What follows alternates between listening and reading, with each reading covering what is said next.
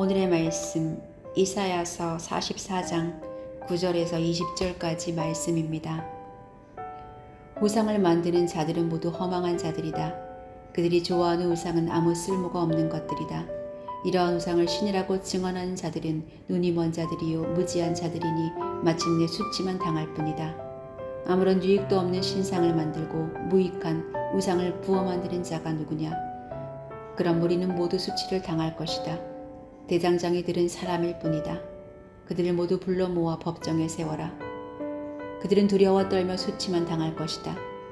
철공은 그의 힘센 팔로 연장을 벼리고 숯불에 달고 매로 쳐서 모형을 만든다. 이렇게 일을 하고 나면 별 수 없이 시장하여 힘이 빠진다. 물을 마시지 않으면 갈증으로 지친다.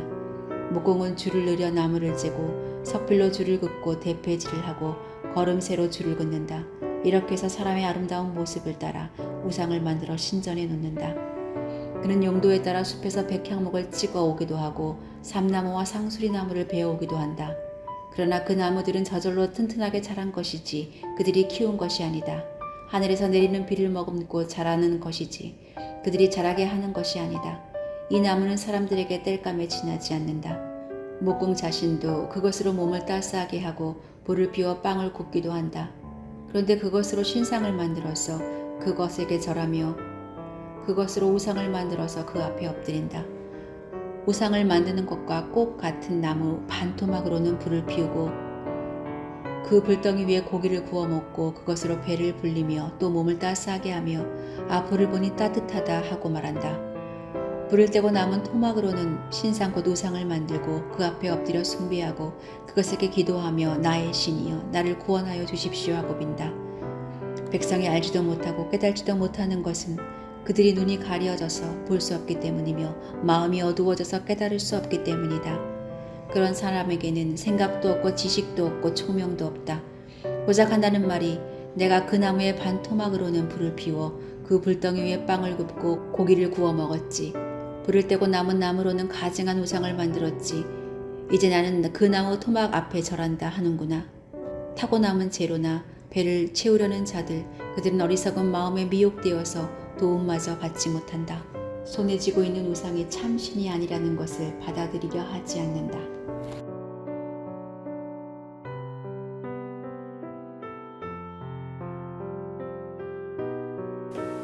쓸데없는 짓을 한다고 다른 이들을 비웃는 경우가 있습니다. 별로 효과도 없는 약을 계속 먹으면서 만병통치약처럼 생각하다가는 덜컥 병에 걸려 손 쓸 수 없는 경우. 불쌍하지만 그동안 했던 행동은 어리석은 것이었다고 비웃음을 당합니다. 그 사람이 반드시 나를 도와줄 것이라고 온갖 정성을 다해서 관계를 유지했는데 정작 그 사람은 신경도 쓰지 않고 다른 사람만 도와줄 때에도 그렇습니다.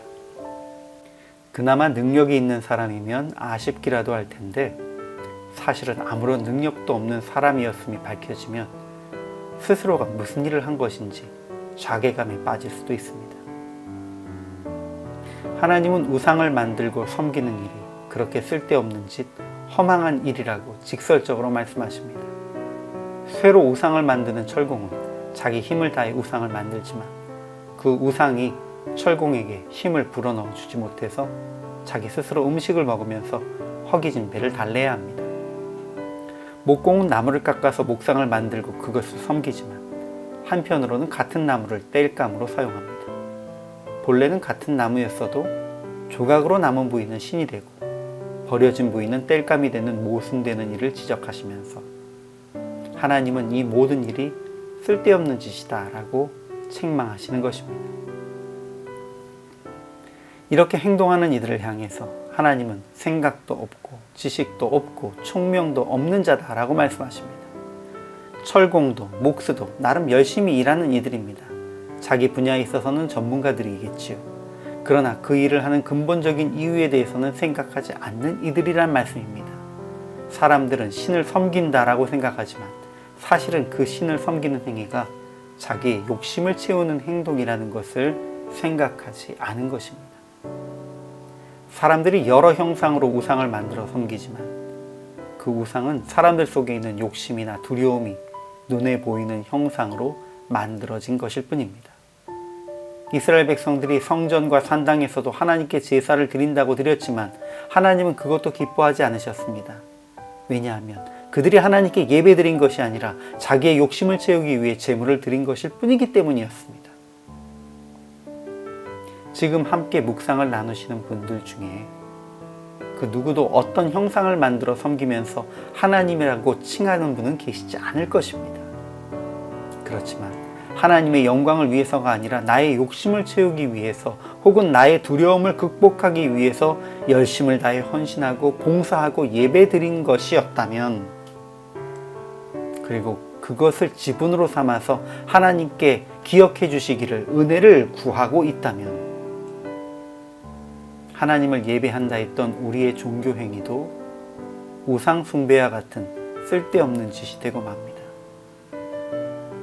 하나님을 섬긴다 하면서 우상을 섬기는 어리석은 행동을 하지 않도록 언제나 주의 영광을 드러내는 삶, 예수님의 복음만을 전하는 증인의 삶을 살기를 소망하며 기도드립니다.